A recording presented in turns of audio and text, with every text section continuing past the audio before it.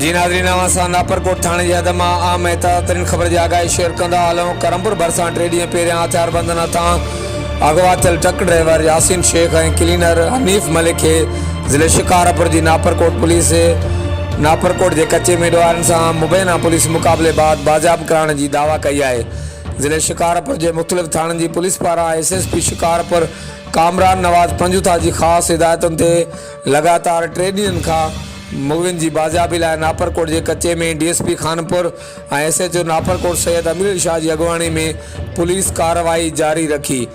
बे तरफ़ इलाके में चोबोल आहिनि त शिकारपुर नापरकोट पुलिस पारां शुरुआती ॾींहं वारी पुलिस कार्रवाई में उम्मीदवारनि जूं कुछ औरतूं भी गिरफ़्तार कयूं वेयूं।